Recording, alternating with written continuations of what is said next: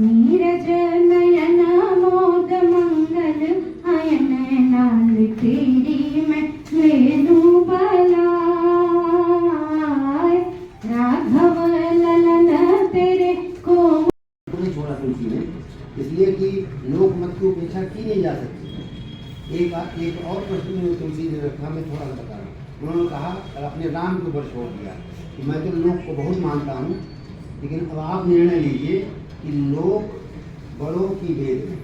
अब आप निर्णय लीजिए, मैं तो नहीं निर्णय ले पाऊंगा। आप निर्णय लीजिए कि लोक बड़ा है कि वेद बड़ा है। हाँ, और क्योंकि वेद की महिमा अलग है और लोक में ही वेद घटित होता है। तो ये प्रश्न करते हैं राम से कि आप, मैं तो नहीं निर्णय कर पा रहा हूँ कि विनय पत्रिका कि मैं, आप बताइए लोक बड़ा है कि वेद। उसका निर्णय तो क्योंकि तुलसी लोक को बड़ा मानते हैं। जैसे वेद तो हमें एक मार्ग दिखाता है, लेकिन चलना सिखाता है, लेकिन ये दोनों कूल हैं। उनका मतलब ये दोनों में संतुलन होना चाहिए। लोक और वेद में संतुलन होना चाहिए। जीवन रूपी नदी के दो कूल हैं, एक लोक मत और एक वेद मत, शास्त्र मत, कानून जिसे आप कह सकते हैं, नियम कानून। तो अगर दोनों में से एक भी कमजोर पड़ जाएगा तो एक किनारा टूट जाएगा और वहाँ पर बाढ़ सब कुछ आना शुरू हो जाएगा। जब तक दोनों संतुलित रहेंगे तब तक जीवन बहुत सहज रूप में आसानी से चलता रहेगा। इसलिए दोनों को महत्व दिया गया, शास्त्रों को भी महत्व दिया गया और लोक को भी महत्व दिया गया। लेकिन लोक को इसलिए अधिक दिया गया कि ये सब कुछ लोक में घटित होता है। लोक न हो तो कुछ नहीं होगा, इसलिए लोक को महत्व दिया गया। इसलिए अब साहित्य में राम को लोक ने अच्छी तरह से पहचाना सबसे पहले, और उन्होंने बहुत तरह की कथाएं बनाई। राम का चरित्र निरूपण किया लोक ने, जैसा अभी दीदी ने बताया। कुछ लोक साहित्य का संदर्भ है यहाँ पर। ज़्यादातर लोकगीतों में अधिक राम की चर्चा आई है कि लोक के जो अन्य विधाएँ हैं, जैसे लोक कथा है, लोक गाथा है, नाटक है, लोकनाट्य है, प्रतिगणक हैं, बहुत से भजन है, मुहावरे हैं, लोकोक्तियाँ हैं। इन सब में तो लोकगीतों में तो अधिक आया राम का। लेकिन अभी दीदी ने बताया लोक कथा के माध्यम से जो लोक कथाएँ चल रही हैं, जिनमें नई नई चीज़ें आई, कई का संदर्भ आया। मतलब शुरू में ये हो गया क्योंकि उनका नाम भूल से रह गया था, वो अमृत रस पिलाने में पुत्र के लिए तो छूट गया था, और उधर ताड़का का लेकर के सुनाया कि उनको वरदान दिया गया था। तो लोक की ये नई नई अपनी परिकल्पना या संकल्पना रहती है। तो ये भी हमारी राम लोक कथा में जो राम है, राम कथा है, उनमें चलता है। ऐसे लोक गाथा ही बड़ा महत्व है। लोकगीत के बाद लोक गाथा का ही स्थान आता है। लोक गाथाएँ बहुत प्रसिद्ध हैं, तो मैंने बहुत सी लोक गाथाएँ गाते हैं, और हर जाति की एक लोक गाथा, उसमें एक महापुरुष होता है और उसकी लोक गाथाएँ गाई जाती हैं। जब वो यात्रा करते हैं तो अपने महापुरुषों की लोक गाथा गाते हुए और अपने वाद्य बजाते हुए चले जाते हैं उसमें। तो राम को लोक गाथा के रूप में लाने का पहला प्रयास तुलसीदास ने किया। राम कथा चल रही थी, वाल्मीकि की राम कथा चली, बहुत आगे प्राकृत में आई, अपभ्रंश में आई, अन्य भाषाओं में भी आई। लेकिन उन्होंने पहली बार कहा कि मैं राम कथा बहुत लिखी जा चुकी है, उसमें बड़ा विस्तार हो गया, तो मैं राम कथा न लिख करके मैं नाना पुराण निगमागम संवत्सर में रामायणे निगर्तन स्वजन कोपी स्वांता सुखाय तुलसी रघुनाथ गाथा, मैं रघुनाथ गाथा लिखूंगा, राम कथा नहीं लिखूंगा। वो रघुनाथ गाथा में अन्य चीज़ें भी जुड़ी रहती हैं, साथ जितनी कथाएँ होती हैं, कथा के उपकथा और अनुकथा आनुषंगिक कथाएँ जुड़ जाती हैं, लेकिन गाथा में नहीं जुड़ती। गाथा वो केंद्र में रहता है। तो उन्होंने कहा कि मैं रघुनाथ को केंद्र में रखूँगा, इसलिए मैं राम कथा के स्थान पर राम गाथा, जो लोक साहित्य का एक विधा है, उस विधा में मैं पहली बार उन्होंने रामचरितमानस को लोक गाथा के रूप में प्रस्तुत किया, जिसमें राम का चरित्र प्रधान है। वाल्मीकि में राम के चरित्र के साथ साथ अन्य बहुत से चरित्र प्रधान हैं।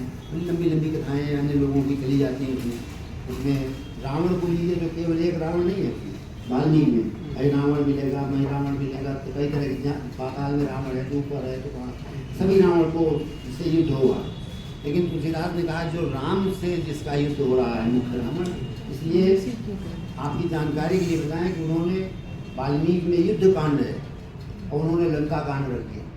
गोस्वामी जी रामचरितमानस में ये परिवर्तन किया कि वाल्मीकि रामायण में युद्ध कांड है। युद्ध कांड तो बहुत बड़ा है, जिससे जिससे भी युद्ध हुआ, जितने रावण थे, जितने राक्षस थे, कहीं भी थे, सबका युद्ध हुआ। तुलसी ने कहा ये तो फिर हमारा लोक गाथा वाला प्रतिज्ञा हमारी खंडित हो जाएगी। लोक गाथा में हमें राम को ही रखना है, क्योंकि वो तो अन्य राक्षस, कहीं हनुमान का रावण से युद्ध हो रहा है तो राम हनुमान का हो रहा है, वहाँ राम तो बैठे हुए पाताल में ले गया था। तो मतलब उनका कहना था कि राम ये लोक गाथा के रूप में उन्होंने आरंभ किया, फिर लोक गाथाओं में राम का चरित्र आने लगा, अन्य हनुमान जी का भी आया, सबका है। तो एक लोक गाथा में भी राम की परंपरा चली। लोकनाट्य में भी वो चला, लोकनाट्य तो लोग नटका कहते हैं, लटका कहते हैं, दोनों अर्थ में कहते हैं, वर्ण परे हो जाता है। शादी विवाह में जब बारात बढ़ार होती थी, दूसरा दिन होता था, नहीं होता, लेकिन रीति है अभी भी लटका या लटका होता है, या दिन में ही हो, जैसे वो रात का होता था। हाँ, जब बारात खाना होता है उस समय खाली करेंगे। हाँ, तो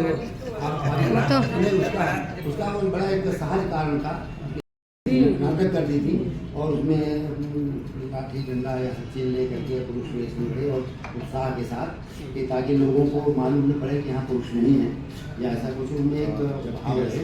तो इस तरह का बनाया गया था कि जागरण भी हो, रात में जागरण भी होता रहे और पुरुषोचित भाव भी रहे। तो इस तरह का वो तो आप भी चलता है, वो नाटक या नटका या नकटा भी कहते हैं, नटौरा भी कहते हैं, कई इसके रूप हो गए हैं, लेकिन वो भी चलता है। तो वहाँ भी राम कथा है। तो लोक साहित्य की जितनी विधाएँ हैं, न्यूनाधिक रूप में सब जगह आपको राम कथा मिलेगी, लेकिन विशेष रूप से लोकगीतों में अधिक है। लोकगीत अधिक गाए गए। अभी लोकगीतों में आपने सुनाया है धोतिया मलिन दिन हुई, निहुरे निहुरे परसे जनों के जी धोतिया मलिन, ये सब गाली की बात आई। अभी गाली का बड़ा महत्व लोक में है और दोनों गालियों का महत्व। इसके लिए मैं एक आपको गोस्वामी तुलसीदास जी का एक मत सुना था, दोहावली में उन्होंने गाली की परिभाषा दी। हम लोग पढ़ते रहते तो हमें मालूम है। अमीय गारी गारेउ गरल कार्य कीन करतार। विधाता ने पहले अमृत गारा है और इससे एक गाली बनाई अमृत मिला करके, और फिर विष गारा, गरल गारा और गरल गार करके एक गाली बनाई। अमीय गारी गारेउ गरल कार्य कीन करतार। और प्रीति बैल की जनन युग जाने ही कुछ न गंवार। एक गाली प्रेम उत्पन्न करती है और एक गाली विरोध उत्पन्न करती है, तो बड़ा भारी विरोध हो जाता है। तो इसको सज्जन अच्छे विद्वान लोग जानते हैं, समझदार लोग जानते हैं और उसी अनुसार व्यवहार करते हैं, गाली के व्यवहार। और उन्होंने दोनों प्रकार की गालियों का रामचरितमानस में उपयोग भी किया। वहाँ दो विवाह प्रमुख हैं, भगवान शंकर और पार्वती का विवाह। तो उसमें जेवत दे मधुर गुनगारी, जब वो जोनार होती है तो मधुर गाली देते हैं और बहुत देर तक वो लोग गाली सुनने के लोभ में बहुत देर करते हैं भोजन करने में। जहाँ थोड़ी देर में भोजन कर लेते हैं वहाँ बहुत देर तक भोजन करते हैं। ऐसे सीताराम के विवाह में भी गाली गायन का बड़ा लंबा प्रसंग उन्होंने रखा है। एक गाली ये है और दूसरी गाली जो विश्व वाली गाली है उसको भी कहा है। देखिए, जो अपने मारीच ने रावण को समझाया तो उसने कहा कि ये बहुत शक्तिशाली है, मैं उनके बाण से यहाँ तक आ गया हूँ, मेरा साहस नहीं है, इनसे विरोध मत करो, है ना। तो उसने कहा कि मेरा देश मुझे कर रहा है। तो सुनत जरा दीने से बहुकारी, सुनते ही बहुत विदग्ध हो गया, बहुत गालियाँ देने लगा उसको। तो ये उस तरह की गालियाँ हैं जो पिस बुझी होती गालियाँ हैं। और कई को जब पूरा अयोध्या का समाज बहुत समझा के थक गया, कई ने अपने निर्णय में कोई परिवर्तन नहीं दी ने, तो दे ही कई कोटि ने गाली। अयोध्या की नारियाँ करोड़ों गालियाँ देती रही कि इसको यही पापनी सूच का प्रयोग, इस तरह की गालियाँ, मतलब शब्द गालियाँ देती थी कि हमारे पापी, नीच, अधम, सख्त, ये गालियाँ। और अन्य प्रकार की गाड़ियाँ बाद में आई। तो मतलब लोक में दोनों प्रकार की गाड़ियाँ चलती रही हैं। गालियों का महत्व, गायन होता रहा है, वो प्रेम बढ़ाती हैं। बिना उसके तो वृद्ध लोग भोजन नहीं करते थे, हमें याद है। अरे भाई गाली न हो तो भोजन क्या करें, तो पहले अलग से पर्दा लगा के उसमें गाली गाई जाती थी, तब लोग भोजन करते थे। और वो सब कुछ नाम हम पूछ लेती थी उस वर पक्ष के। 3 दिन की बारातों में होता था। हाँ, तो उस दिन होता था। तो मतलब वो गाली जो है उसका बड़ा उल्लेख लोक साहित्य में है। लेकिन वो मुझे राम पहली गाली में आरंभ में जो दीदी ने बताया, पहले राम और सीता से शुरू होता है। गाली का गायन जो है वो राम और सीता ने कि दशरथ से या जनक से ही आरंभ होता है। तो सीताराम से हाँ, और एक बात सीताराम से बनी। हाँ, सीताराम से बनी है ये जी। और कि हाँ जी सीताराम से बनी, ये तो उसका टेक ही है, मुख्य टेक है उसका। मैंने देखा, आपका भी संग्रह में देखे देखा मैंने। तो मतलब लोक में राम कथा को इस रूप में अपनाया है। जो लोक में प्रथाएं थी, जैसे गाली देने का था तो उसको राम कथा को उसमें डालना, और दोनों तरह की गालियाँ ले ली। ये लोक की प्रथा है। तो लोक में जब राम कथा आगे बढ़ती है और वो साहित्य में जाती है, शास्त्र में, ये बड़ी बात है कि साहित्य ने, लोक साहित्य हमारे सृजनात्मक साहित्य का स्रोत है। हम यहीं से स्रोत पाते हैं। जो हमारा साहित्य सृजित होता है, हमारे देवी देवता सब लोक के, जिन देवी देवताओं का हम वर्णन करते हैं वो सब ऊपर ले जाते हैं। हनुमान लोक के देवता, लोक में अखाड़े बनाए जाते थे और शरीर को बलिष्ठ करने के लिए, पुष्ट करने के लिए और शौर्य लाने के लिए हनुमान को अखाड़े में एक तरफ मूर्ति नहीं होती थी, मिट्टी इकट्ठी कर दी जाती थी किनारे, और उसी में थोड़े से फूल चढ़ा दिए जाते थे और नींबू चाय प्रणाम करके और मंदिर सीखते थे। क्योंकि मंदिर का समय था मध्यकाल में, उसकी आवश्यकता पड़ती थी क्योंकि तमाम तरह की संस्कृति पर आक्रमण होते थे। उसको रोकने के लिए ये था कि मल नृत्य कर सकें, तो उसमें हनुमान जी को अग्रणी बना करके लोक में और अखाड़े के किनारे करके लोक के देवता थे हनुमान। जगह जगह मंदिर हनुमान के मिलेंगे आपको, जगह जगह।